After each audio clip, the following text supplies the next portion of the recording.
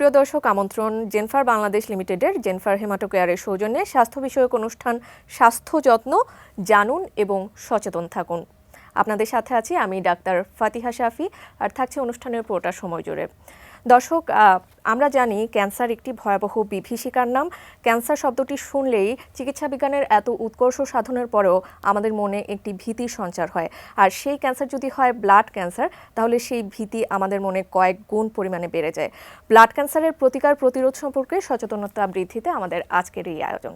আর আমাদের এই আয়োজনে আজ সাড়া দিয়েছেন অধ্যাপক ডাক্তার আলমগীর কবির, রক্তরোগ বিশেষজ্ঞ, প্রাক্তন বিভাগীয় প্রধান, হেমাটোলজি বিভাগ, ঢাকা মেডিকেল কলেজ ও হাসপাতাল। স্যার, আমন্ত্রণ আপনাকে আমাদের আজকের এই আয়োজনে।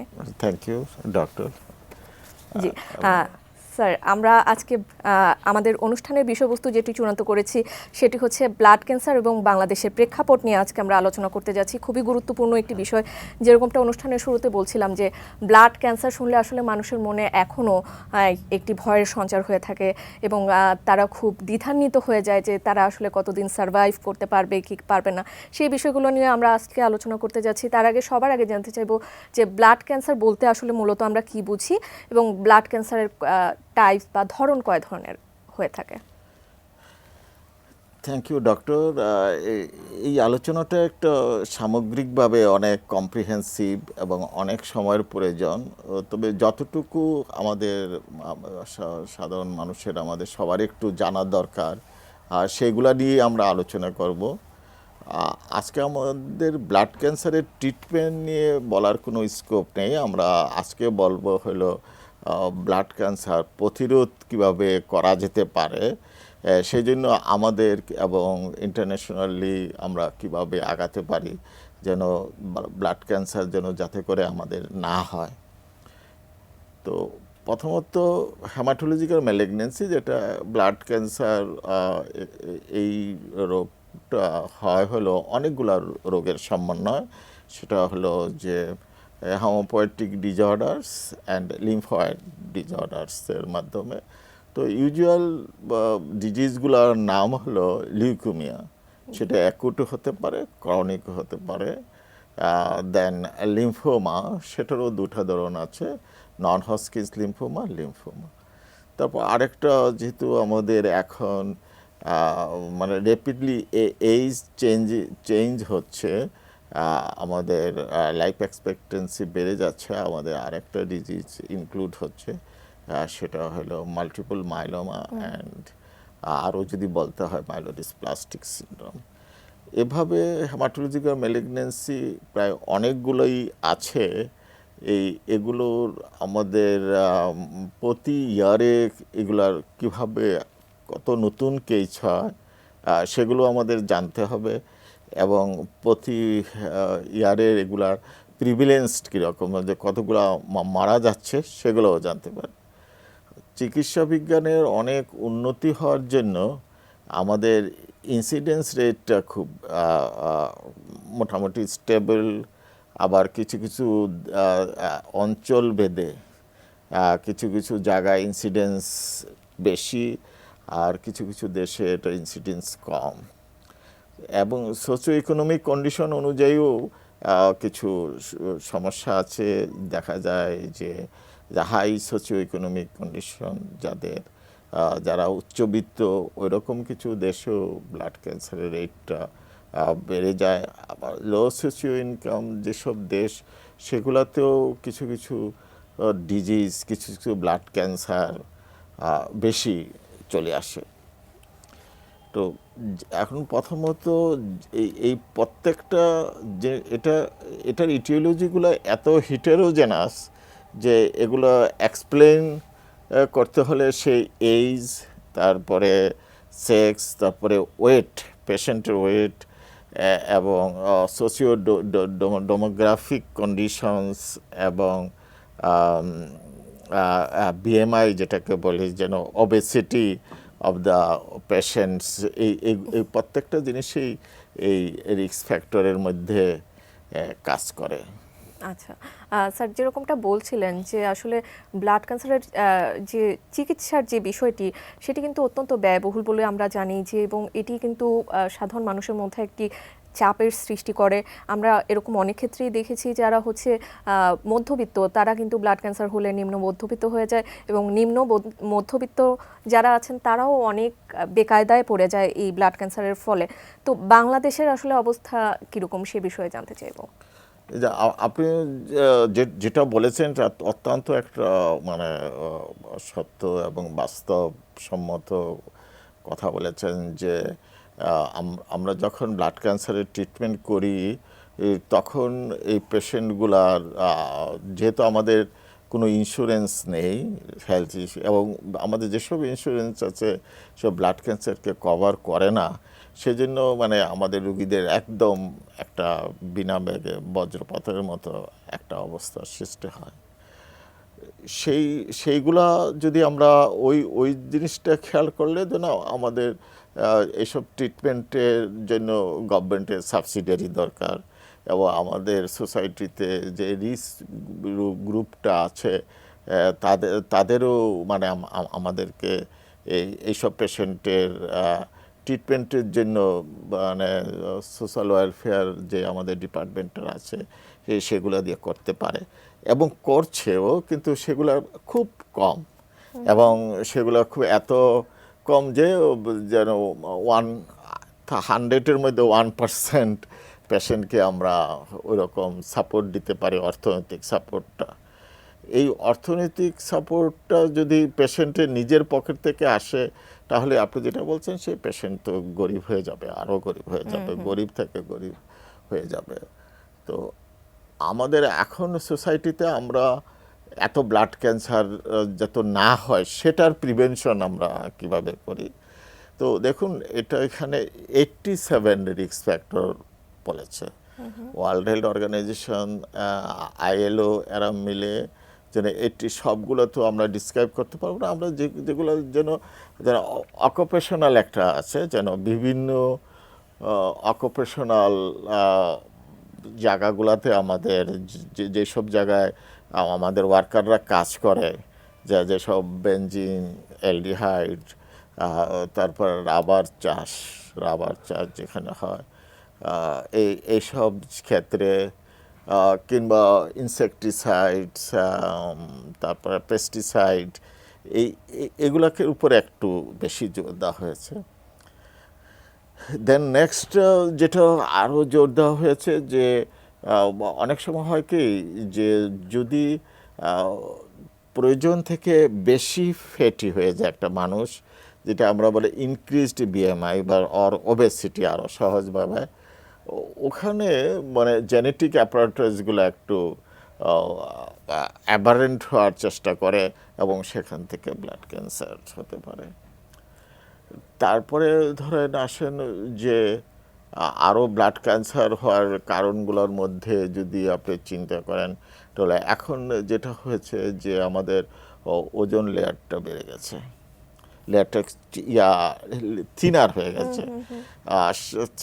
সেজন্য এই যে সোলার সিস্টেম থেকে অনেক রেডিয়েশন আমাদের শরীরে চলে আসে, ওগুলো আমাদের জেনেটিক অ্যাপারেটাসকে ধ্বংস করছে। এবং মানে খুব অ্যাব্রোথ্যাব্রোভাবে যদি আমরা যেভাবে মানে AC ব্যবহার করি, ওখানেও আমাদের কিছু কেমিক্যালস বাইর হয়, সেই কেমিক্যালসগুলো আমাদের ওজোন লেয়ারটাকে ধ্বংস করে। সেখান থেকেও আমাদের কিছু মানে আমাদের ইটিওলজি অফ ব্লাড ক্যান্সার হিসাবে অনেক সমস্যা করতে পারে। তো এইরকম কিছু শুধু কারণ আছে। আর ইউজুয়ালি ব্লাড ক্যান্সারটা জেনেটিক অ্যাপারেটাস ধ্বংস হওয়ার জন্যই হয়। ওটা আমরা যদি যেগুলো আমাদের করার মতো, আর নেক্সটলি আপনি যদি আরও একটু ডিপলি আসেন তাহলে এই যে ক্লাইমেট চেঞ্জ, তো মানে আপনি তো ডক্টর, আপনিও পড়েছেন যেন আমাজন তীরে বার্কিটস লিম্ফোমা বলে একটা লিম্ফোমা বেশি হয়।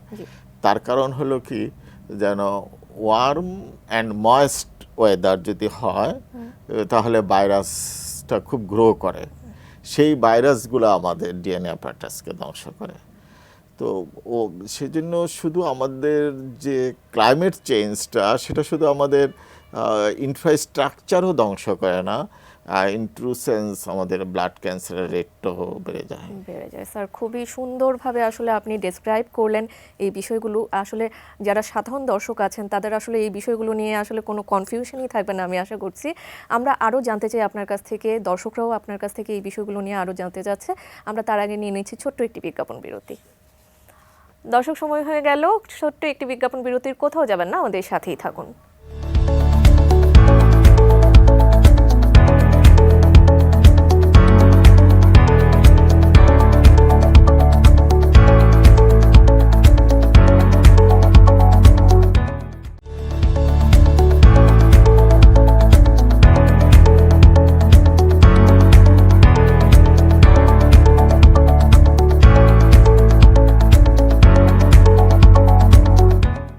বিজ্ঞাপন বিরতির পর আবারও আমন্ত্রণ আমাদের আজকের এই আয়োজনে। আমরা কথা বলছিলাম ব্লাড ক্যান্সার ও বাংলাদেশের প্রেক্ষাপট নিয়ে, সাথে আছেন বিশেষজ্ঞ একজন চিকিৎসক।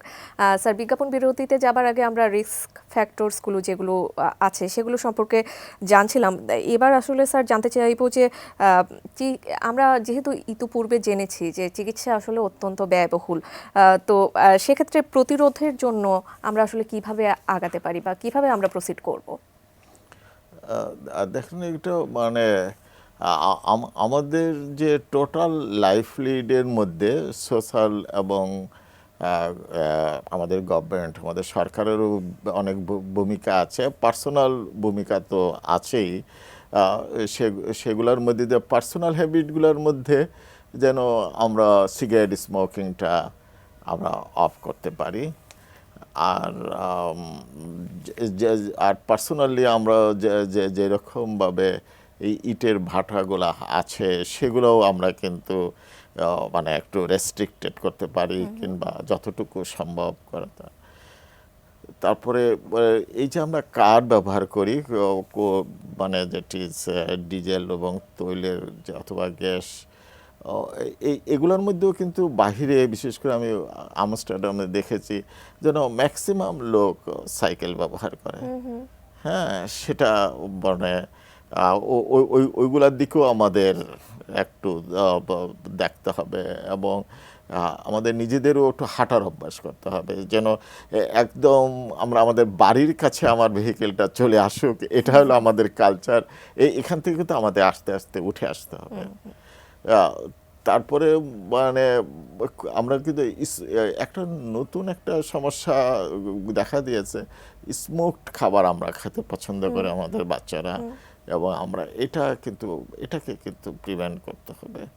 তো আমাদের এই যে এসব যে তদারকি কমিটিগুলো আছে, তদারকি বডিগুলো আছে, তারা যদি স্ট্রিক্ট না হয়, তাহলে কিন্তু আমরা কি হচ্ছে, যারা আমরা বিভিন্ন ধরনের ক্যান্সার হওয়ার সমস্ত আয়োজন করে রাখছি, আমাদের মানুষগুলা সেগুলা ব্যবহার করছে এবং সেগুলা খাচ্ছে, ক্যান্সার হচ্ছে, তখন আমরা ট্রিটমেন্ট করছি, ট্রিটমেন্ট করে ওদেরকে গরিব করছি, আর কিছু কিছু মানে মানুষ হয়তো বা উপকৃত হচ্ছে। মানে টোটাল সমাজ ব্যবস্থাটার মধ্যেই মানে একটা মানে ইন্টারাপশন, মানে একটা ডিসহারমোনি যাকে বলে, যে সেটার মধ্যে আমরা চলে যেতে হবে। ধরেন, যেগুলো আমরা পারবো না, তারপরেও বলি যে এটাকে বলা হয় অস্ট্রেলিয়ার পরে যে নিউজিল্যান্ডে এমন কোনো কারখানা করতে দেওয়া হয় না যেখানে কার্বন ডাইঅক্সাইড পরিমাণ বেশি হবে এবং ওদের অ্যাটমসফিয়ারে কার্বন ডাইঅক্সাইড বেশি থাকবে। এই জিনিসগুলো আমাদের যারা নীতি নির্ধারক তারা জানে, কিন্তু আমরা বাস্তবায়ন করতে পারছি না। এগুলো কিন্তু আস্তে আস্তে আমাদেরকে বাস্তবায়ন করতে হবে। কারণ আমরা আমি মিটফোর্ডে অনেক দিন চাকরি করেছি, ওখানে 300-র মতো ছোট ছোট ফ্যাক্টরি আছে, ওখানে আমাদের ওয়ার্কাররা কাজ করে। হঠাৎ করে ওদেরকে বাদ দেওয়া যাচ্ছে না, কারণ এটা তো ওদের ভরণ। কিন্তু আমাদের গভর্নমেন্টের, আমাদের সবারই এটা একটা মানে ভূমিকা রাখতে হবে, যেন ওদেরকে অন্য কোনোভাবে এইরকম বিষক্রিয় কেমিক্যালসের সাথে না থেকে, যেখানে কেমিক্যালস নেয়, যেখানে এরকম ব্লাড ক্যান্সার হওয়ার ঝুঁকি নেয়, ওইরকম একটা তার চাকরির ব্যবস্থা করা এবং তার মানে ভরণ করার চেষ্টা করা। এই জিনিসগুলো আমাদের খুব চেষ্টা করতে হবে। তারপরে দেখেন যে এখন আমাদের ঢাকা শহরের যা অবস্থা, এটা ব্লাড ক্যান্সারের সাথেও রিলেটেড এবং বিশেষ করে লাংস, লিভার, খাদ্যনালী সবগুলোর সাথে সবকিছুর সাথে রিলেটেড। যে যেভাবে আমাদের টক্সিক গ্রানুলসগুলো আমরা ইন্সপিরেশনের মধ্যে, শ্বাস প্রশ্বাসের মধ্যে নিচ্ছি, এগুলা কিভাবে কমানো যায়। এই জিনিসগুলো এখন আমরা দেখছি, কিন্তু এগুলো আরও প্রকটভাবে দেখা উচিত আমাদের, যদি আমরা আমাদের আবাসস্থান, আমাদের দেশটাকে যদি আরও সুন্দর এবং ক্যান্সার মুক্ত রাখতে পারি। সেক্ষেত্রে আমার মনে হচ্ছে যে ব্যক্তিগত, সামাজিক জি, এবং কেমন? সরকারি সবারই আসলে এখানে আসলে দায়িত্ব গ্রহণের হ্যাঁ, একটি বিষয় কিন্তু দায়িত্ব আসলে গ্রহণের সংযুক্ত আছে। থাকতে হবে। স্যার, এবার জানতে চাইছি যে আসলে আমরা আগে যেরকমটা আমাদের একটি বিষয় ছিল যে আমি অনুষ্ঠানের শুরুতেও বললাম যে ব্লাড ক্যান্সার মানেই কিন্তু একটি ভয়াবহ বিভীষিকার নাম হিসেবে কিন্তু পরিণত হয়, এবং আগে আমরা বলে থাকতাম যে when there is cancer there is no answer. এখন কি আসলে অ্যান্সার পেয়েছে? বাংলাদেশে আসলে চিকিৎসার অগ্রগতি কিরকম? এটা একটা মানে অত্যন্ত ইতিবাচক প্রশ্ন, এবং আমরা কিন্তু অনেক আগায় আছি। যেন আমরা ব্লাড ক্যান্সারের ট্রিটমেন্টে মোরলেস বিশ্বমানেরই আমরা বলতে পারি। যে দেখুন, আপনার হয়তো বা খেয়াল আছে, যখন ডিপ করোনার সময় আমাদের পেশেন্টগুলো বাইরে যেতে পারে নাই, তো কোনো ইনসিডেন্স তো শুনেন নাই মনে হয়, শুনেন নাই সেভাবে। এখনও কিন্তু বাইরে ভিসা পদ্ধতি একটু ডিফিকাল্ট হয়ে গেছে, তো আমরা কিন্তু ম্যানেজ করছি আমাদের পেশেন্টগুলা। এবং আমরা উই থিঙ্ক যে আমাদের কিছু কিছু পিটফল থাকতে পারে, যেন আমরা তো অন্যদের মতো বলবো না, আমরা ডাক্তার, যেটা সত্য কথাই বলবো। আমাদের কিছু মানে রিকোয়ারমেন্টস কমতি থাকতে পারে, কিন্তু আমরা মানে ওই ওয়ারিড না, আমরা ম্যানেজ করছি আমাদের হেমাটোলজিক্যাল ম্যালিগন্যান্সির পেশেন্টগুলোকে এবং পারতেছি। এবং যদি আরেকটু আমাদের প্রায় 160 জন হেমাটোলজিস্ট আছে, আমরা আমাদের সবাইকে যদি কাজের সুযোগ দেওয়া হয়, তাহলে এটা কোনো ব্যাপার না। কিন্তু এই সবাইকে কাজের সুযোগ দেওয়ার জন্য একটা গভর্নমেন্টকে ভালোভাবে আগায় আসতে হবে। তাহলে আমরা মানে আমাদের ব্লাড ক্যান্সার রোগী বাইরে যাক, এখনই যায় না, আর সামনে যে যাবেই না, এটাই হবে। হ্যাঁ, এইটাই মনে করছি যেন। আর ট্রিটমেন্ট কস্টের ব্যাপারে এখন ঢাকা মেডিকেল কলেজ এবং ক্যান্সার ইনস্টিটিউটে মানে কিছু কিছু ওষুধ গভর্নমেন্ট কিনে দেয়, সরকার কিনে দেয়। এগুলোকে আরও বেশি কিনে দিতে হবে, আরও বেশি কিনতে হবে আমরা। আর ট্রিটমেন্ট কস্টের ব্যাপারে যেগুলো হচ্ছে, তো আমাদের ফার্মাসিউটিক্যালসগুলোকেও আমরা বলতেছি যেন ওষুধের দামগুলো আরও কমায় নিয়ে আসা উচিত, সাধারণ যাতে করে মানুষের আমাদের নাগালের মধ্যে নিয়ে আমাদের তো শুধু রিচ মানুষকে, ধনী মানুষকে চিকিৎসা করলে হবে না, আমাদের তো সর্বস্তরের মানুষকে চিকিৎসা দিতে হবে। সেই জন্য ওরাও আগায় আসতেছে ফার্মাসিউটিক্যালসগুলা। এখন অনেক ড্রাগ পাওয়া যায় আমাদের দেশে। যে ধরেন একটা এক্সাম্পল, যে ক্রনিক মাইলয়েড লিউকেমিয়ার আমি যখন এই রোগের চিকিৎসা স্টার্ট করি, তখন 400 টাকা ছিল পার ট্যাবলেট। এখন এটা কমতে কমতে 250 অথবা 180 এরকম। তো এই আগানোটা আরও অ্যাক্সিলারেটেড করতে হবে। আচ্ছা স্যার, আমরা যেরকমটা আসলে আপনি বলছিলেন যে ভবিষ্যতে আর রোগীরা হয়তো বা বাইরে যেতে হবে না, আমরা দেশেই আসলে চিকিৎসা করতে পারবো, কিন্তু তারপরেও কিন্তু আমি একটু ব্যক্তিগত সংযোজন করতে যাচ্ছি যে রোগীরা কিন্তু তারপরেও একটা সময় কিন্তু বাইরে যায়, সেটিকে আমাদের ডাক্তারদের উপর আস্থাহীনতার জন্য কিনা, না কিসের জন্য, স্ট্যান্ডার্ড মেনটেন করার জন্য কিনা, সেটি সম্পর্কে একটু জানতে চাচ্ছি। আমাদের, আমি তো মানে একজন সিনিয়র পাবলিক, আমি গভর্নমেন্ট জব শেষ করেছি, এখন আমি ল্যাবেট ক্যান্সার হসপিটালে আছে। তো আমাদের কাউন্সিলিংটা মানে একটু কম হয় বলে আমার মনে হচ্ছে। আমি যদি সুন্দরভাবে কাউন্সিলিং করি যেন, আর আমি যদি রুগীদের প্রতি আর একটু যত্নশীল হই, তাহলে এটা অনেকাংশে কমে যাবে। এটাই যেন, এই দুটো প্রবলেম আমরা তো আর ওষুধের ভিতরে কি থাকে সেটা তো জানি না। তো ওষুধপত্র যেসব আমাদের ওষুধ আমেরিকাতেও যাচ্ছে, অনেকগুলা দেশে যাচ্ছে, 200 কান্ট্রির মধ্যে 150টা। তা ওষুধের ব্যাপারে আমার কোনো ইয়া নেই, কিন্তু আমাদের কাউন্সেলিং, আমরা রুগীর সাথে সহমর্মিতা করে যদি আমরা ট্রিটমেন্ট করি, তাহলে আমরা ম্যাক্সিমাম আরও কিছু রুগী দেশে ট্রিটমেন্ট করতে পারবো। মানে আমাদের বাইরে যাওয়ার পরিমাণটা আরো কমে যাবে ইনশাল্লাহ, আই থিংক সো। আচ্ছা, আমরাও সেই ব্যাপারে যথেষ্ট আশাবাদী স্যার। অত্যন্ত ধন্যবাদ আপনাকে আপনার অত্যন্ত মূল্যবান সময় দেওয়ার জন্য। আপনার মাধ্যমে আসলে আমরা অনেক আশা খুঁজে পেয়েছি ব্লাড ক্যান্সার নিয়ে। ভবিষ্যতে আমরা সুযোগ হলে আপনার সাথে এই বিষয় নিয়ে আরো বিস্তারিত আলোচনা করার চেষ্টা থ্যাংক ইউ করব। Doctor, thank you ATN news আমাকে এখানে কিছু বলার জন্য, আহ্বান করার জন্য। Thank you, please. দর্শক, আপনাদের অসংখ্য ধন্যবাদ আমাদের সাথে এতক্ষণ যুক্ত থাকার জন্য। এই অনুষ্ঠানের মাধ্যমে ব্লাড ক্যান্সার এবং বাংলাদেশের প্রেক্ষাপট সম্পর্কে আপনারা জেনেছেন এবং সেই সঙ্গে জেনেছেন ব্লাড ক্যান্সারের চিকিৎসা কিন্তু বাংলাদেশেই এখন সম্ভব। আমরা দেশের টাকা দেশেই রেখে আমরা ব্লাড ক্যান্সারের জন্য যথাযথ চিকিৎসা নিতে পারি। পরবর্তী পর্ব দেখার আমন্ত্রণ জানিয়ে আজকের মতো এখানেই শেষ করছি। সে পর্যন্ত সবাই ভালো থাকবেন, সুস্থ থাকবেন, এটিএন নিউজের সাথেই থাকবেন।